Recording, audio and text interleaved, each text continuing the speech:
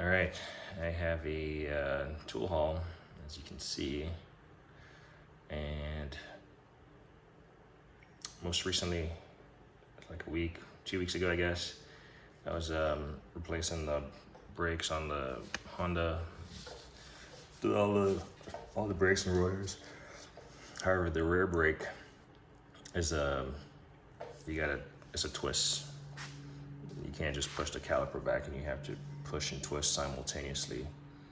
And I have a little small tool that you do to ratchet. Let's see if I can find it actually. If I can find it, it'd probably make better sense. Let's see. Pretty sure it was in this locker here. Let's get up here. I need to organize this thing. It's a complete mess. It's one of those drawers where I haven't really put time and effort into organizing.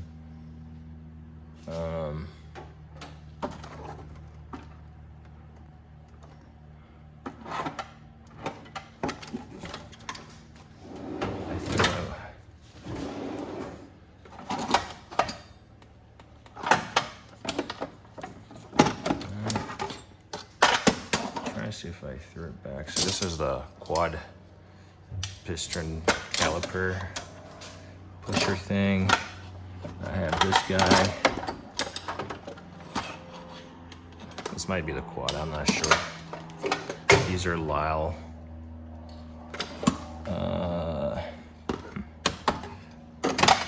I get uses out of these. I think I have one more that has a where you can like squeeze and put a ratchet on it. I think it's a Lyle, but I'm not sure where that's at.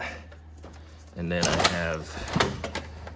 have these ones. I think this is a large one from Lang. And then there's a small one that's out there somewhere. When I say out there somewhere in my toolbox. I think I might have trying to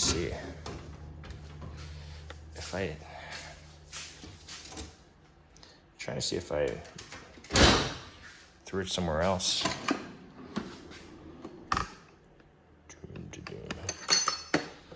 Yeah, I think I might have. At this point, I might have thrown it somewhere else. I always go in the wrong drawer. Oh yeah, here we go. This guy. So I do know, so here's the thing. I do know I have a set of cheap wind back stuff like this, and it has like a handle on it. I do know I have it. It's in this whole mess somewhere. But at that point, the brakes were giving me issues, and this was the closest one. This is the fastest one I found. So it's like two-sided, and then you use it. It's like 3/8 drive. So you would just put a 3/8 drive ratchet. In fact, put an extension with on your 3/8 drive ratchet, and you help to wind the tool back. But not only were the brakes, the calipers giving me a hard time to get off, but then when I go to use this tool, it was also very cumbersome and just annoying. And I do remember that I've always wanted one of these like ear wind back tool. There we go. It says storage, so we're gonna put this right here. Probably just gonna put it back in the box. We'll leave it there. That will just trigger me to always use this. But yeah, like I said, I do have one of these cheaper sets somewhere in this toolbox right here.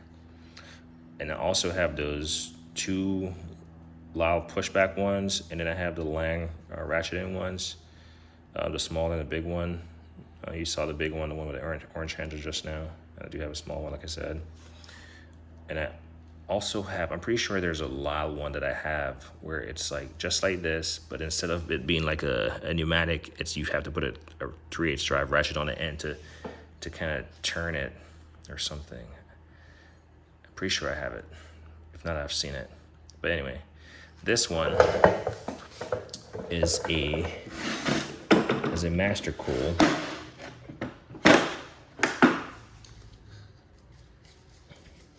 This one is a Master Cool, and I bought this one used on eBay.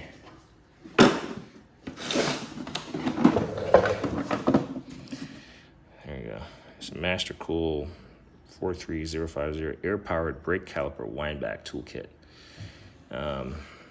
Now looking at this, I'm pretty sure this is the one that you see online. Everyone, those unbranded ones, they all have this blue finish. And so that's the only part of the case, the sticker that says Master Cool. You figure a tool like this, and I've kind of always had an inherent problem with that. You think you're buying a brand, but then they don't even put their name on it, because really it's just sticker slap. Really, it's just a case. You could literally buy the cheap version of this and it'd probably do the same thing. Now there might be a warranty process that might make it more efficient or more worthwhile, and that's where people talk about tool truck stuff.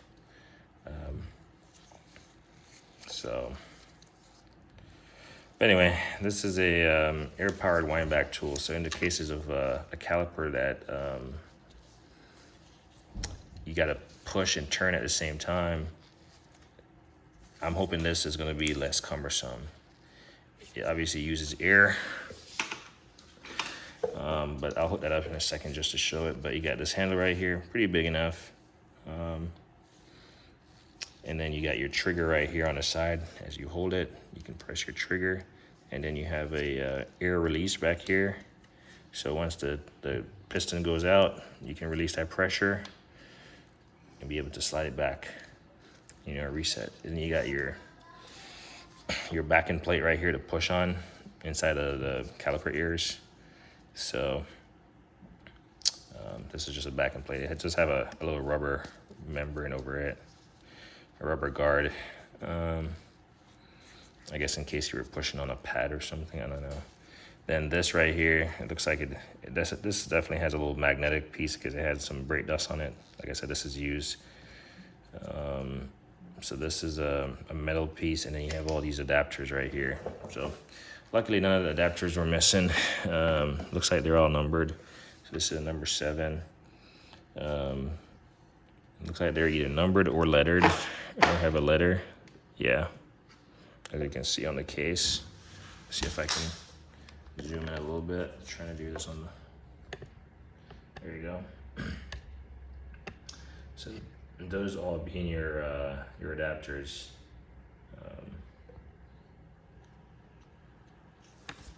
So just grab a random one right here. You said you got these 2 pegs right here, and they're just designed to go into pegs on these, so they just kind of, you just slide them in, align them and slide them in. It's easy peasy, and it's magnetic, so it just stays put. Other than that, that's really the feature of it. I've never used one of these before, so I was thinking about it, like the functionality of it and how ergonomic it's gonna be, because you're gonna need 2 hands to do this. You're gonna need one hand to hold the tool and one hand to twist. And then you need a 3rd hand to hold the caliper assembly. Worse if it's like off-centered. But yeah, watch. Ideally, you'd push, however you want to hold it. You push on the thing, and you turn it simultaneously, so you're pressing that thing back in, right? And that's the max extent of the throw. That's as far as it goes. Which you shouldn't need more. As you can see, I can try to press it back, and it's just gonna keep pressing against it. But if you release the air pressure right here, there you go. And you can reset for another.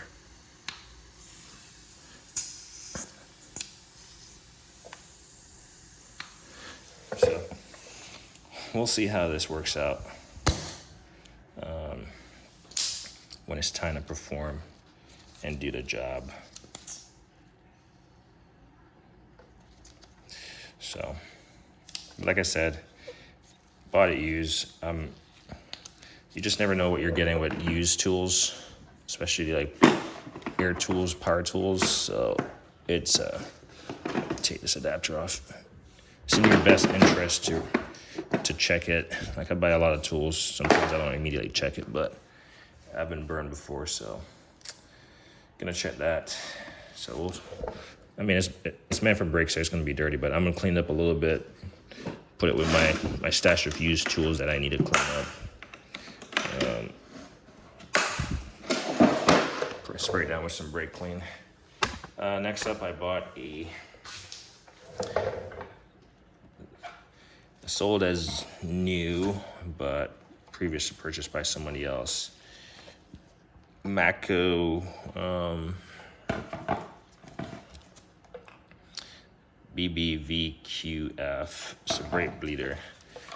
First thing I saw about this reservoir, I like the fact that it's the size of this. This can hold 3 liters or 3 liters or 6 quarts or 6 pints, sorry. 3 liters or 6 pints of brake fluid. Now this is a vacuum one. Now, first one I ever bought was a cheap Chinese made vacuum one that had I known about Harbor Freight at the time, I would have gotten it from Harbor Freight instead of waiting like a month to get it from China. But it works, but now, in fact, let's go find a tool. Might as well talk about it or demonstrate it instead of talk about it. Demonstrate as in look at it briefly. I want to say that might be okay. So I'll find that one in a second. So there's this one that I recently tried to use. It's a Speedy Vac. Resembles the Snap-on one, and I was like, let me try this one. I don't know if it really works that well. Look at the fitting as we go back to the next one. You'll see that this is the same fitting on the Matco. The hose is shorter on this one, but it's the same setup. So there's this. I tried it. I just didn't know if it was really working to meet my expectation. A couple things I liked. I did like the trigger lock, so you can depress the trigger and just let it bleed. I don't know why it's not doing it now, but there we go. So the trigger is locked, and then you press the trigger, undo it. So this is a vacuum. So it's just sucking on the little brake bleeder nipple and extracting that fluid from there. So we'll see if this, I'm gonna hold on to it. We'll see if it works. Obviously a quick connect fitting up here. There we go. Just connect it back before I lose it. And it just doesn't wanna play ball. There we go. Just user error. So there's that. And then you got I got refill bottles. You can just top these off in the reservoir, and they should keep that master cylinder full. And of course, when you move stuff, you can't. It never goes back as planned. Sorry, I'm trying to close this drawer so I can find the next one. Come on. That works for now.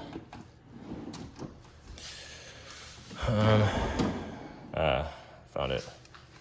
This is where I keep most of the stuff for fluids and stuff. But here's a cheap Chinese one that I made, or not made. I guess I could have made, I don't know. But it had a baffle on here, like an exhaust baffle. Well, it broke initially, and then it broke again, and then I just finally took that piece off. It works. Like, I've bled a lot of brakes with this one.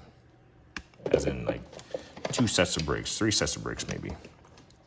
The problem that I found is that right here where it's blowing that excessive bypass pressure, so it's blowing by and creating a vacuum and exhausting, out into the air. if you have this hook wrong, it could be misting brake fluid on your car. So I've had that before where it's misting the brake fluid on the car in the exhaust of that blow-by. So yeah, so those are the 2 brake bleeders I have currently in my possession. Still need to get this box or this door fixed, side note, because it keeps catching right here and rubbing. So now I just have to kind of lift up, but I need to get it lifted and reinstalled. So I saw this one and I was like, well, brake bleeder, let me try. The problem with the two that I just showed you, the reservoirs are really small. So that's what one thing when I got this one, I was like, well, I can do all the brakes with this one without dumping it, having to undo it and dump, because all this is a catch. You still have to go manually dump the fluid in the master in the cylinder of the brake reservoir, or have one of those bottles that kind of tops it off as it goes down. I never use those because really I can just walk and check and, whatever. So I never use those like self top off things. But I was impressed with how large this is. And then I guess you could unscrew it from here to dump it out or something. I'm not sure if that's what this is for necessarily. Not certainly was used, or maybe it was used maybe once and cleaned up. I got to throw like a little air fitting on there to get it working. But all in all, it looks good. Doesn't have a hanger or anything to hang it, but this is so big you wouldn't want to hang it anyway. And then the cord, let's talk about that. See, I can't zoom out with the gloves on my hand. The cord is actually pretty long, and this is what I was saying. If you look at the one from Speedy Vac, it's the same. It just has a little ring right here. You can remove it, slide this hose off, because these will eventually get chewed up. And when I do brake bleeds, I'd like to put a little bit of dielectric grease on here, and that's gonna like kind of seal it as best as possible. Obviously, you don't want any to go inside of here and then on top of the brake bleeder, because then you're just clogging the system and it won't necessarily bleed as efficiently or at all. This thing is long enough, even for, obviously I won't stand up to show you, but you can see this is doubled up. So even on a lift, obviously at moderate height, because you still have the access to reservoir, you can plug this in and leave it on the floor and attach this to your brake bleeder. So yeah, expecting to use this. And then honestly, shortly, I'll spill the beans right now. Honestly, after buying this one, I went and bought the Snap-on pressure bleeder. So these are vacuum. All the ones I've showed, including this one, is vacuum bled.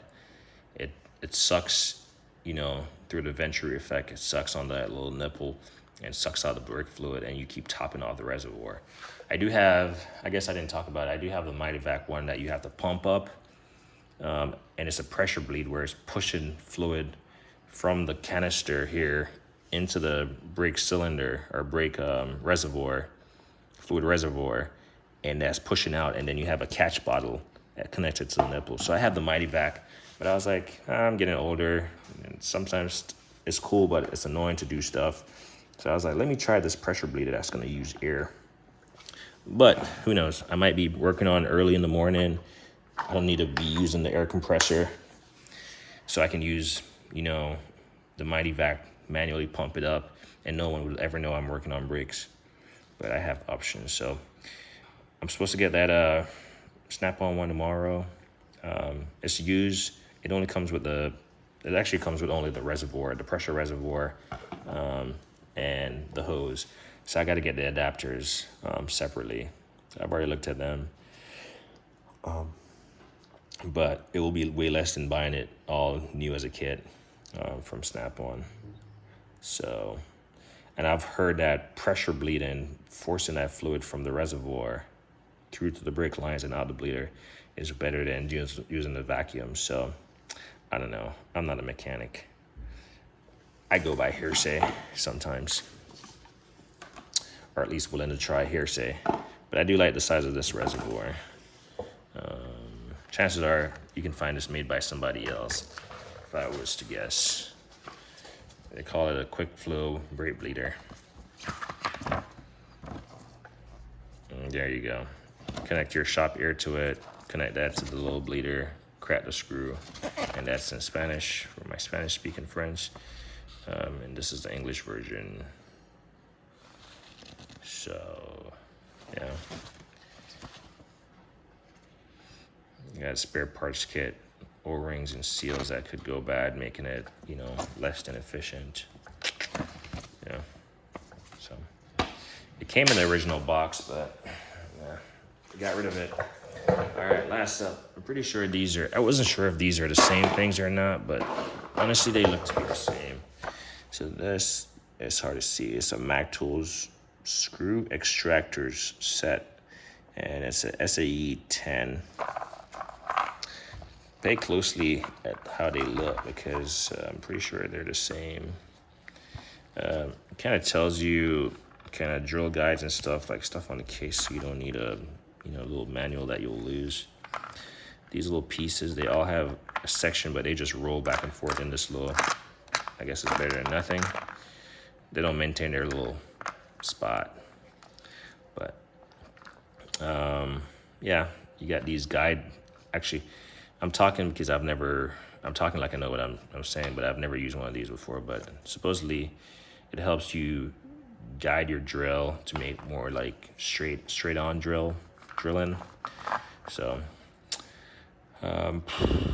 yeah, I've actually never had to use an extractor of any sorts, but if I have it, it's going to be tedious learning to use the extractor and then extracting whatever I'm doing. So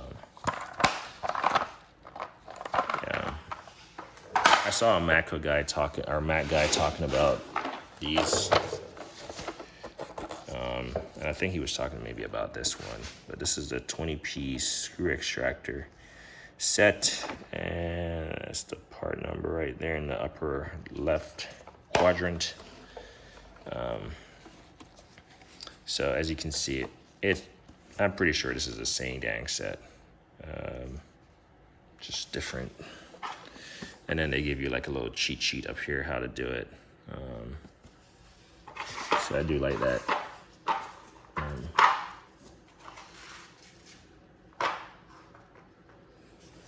Yeah. So there's that. 20-piece, 5-piece, whatever piece you want to call it. This is obviously a smaller set, but I believe it's all incorporated into the bigger set. So I might have wasted my money. Doesn't look too beat up. It looks like it's been used. This one looks like it's been used, but it's used tools. Cheaper than buying new. So we'll add these to the cleaning pile of tools. So yeah, Master Cool white and back tool, brake bleed. Which you want to use these simultaneously, right? You do brakes, probably in your best interest to bleed them or stuff, especially if you're changing everything. And then extractor sets. Like I said, I got the Snap-on one coming, just a canister. I still got to buy the adapters, but it's just one of those things. Whenever I get to it, I'll get to it. I have a lot of random tools that I bought used on that cart over there, and some are missing stuff, and that's why I have them over there to clean them off, and then to just go through and purchase the pieces that are missing. But hopefully, it will be cheaper in the end than buying new. And if they function, right? They got a new home, and that's fine. I mean, you heard me mention I got multiple ways of bleeding brakes. Do you need all those ways? Not really. But when you start buying tools, you might not know about additional features that other tools have, and you might find that feature beneficial, right? You might say, well, I wish I had known, and I just bought that one single tool in the first place. Well, you didn't know in the first place. Yeah, you could go back and sell that tool that you previously had, because now you have a substitute, newer tool, fancier, all the bells and whistles. But, just like I mentioned, you can use the the Snap-on pressure bleeder that's on its way. I could use that to bleed the air, but if I'm doing brakes early in the morning, do I necessarily want to run the compressor while everyone is sleeping in the house? And the rooms are directly above the garage? No, but I can use the Mighty Vac. In fact, the Mighty Vac pressure bleed. Here's so that's the fluid dispenser, and this is the actual, let's see if we can get it down without dropping anything else. Yep. So this is just the reservoir. And this is for ATF. But I'm pretty sure I do have one for brakes.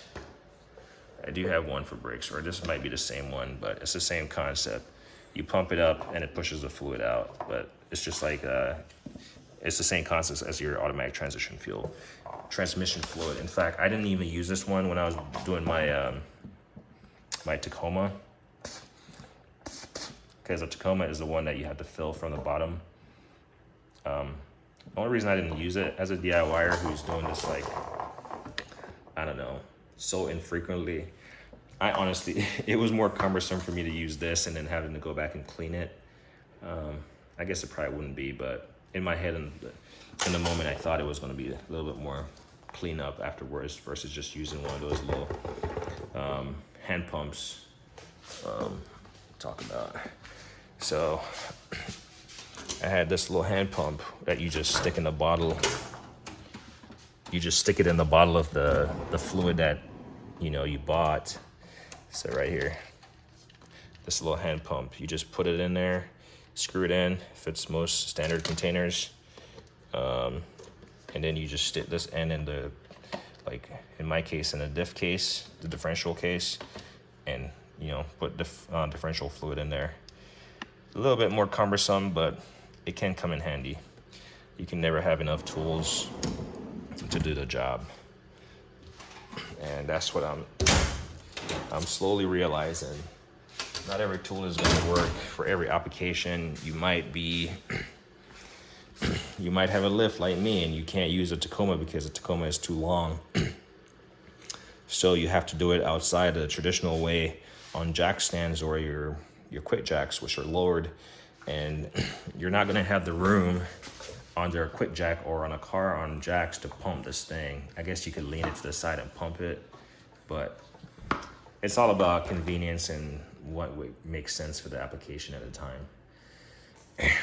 Anyway, I'm gonna make another video, show some stuff around the yard, and that's gonna be for Sunday. Trying to think if I just want to chill, take my kids flying. The weather's kind of crappy, so probably not the best idea. Or, while it's cool, get on the roof and try to clean up that bird mess. So, honestly, the way I'm feeling, I'm gonna chill probably because, yeah, Rome wasn't built in a day. Anyway, as me always say, like, comment, editing.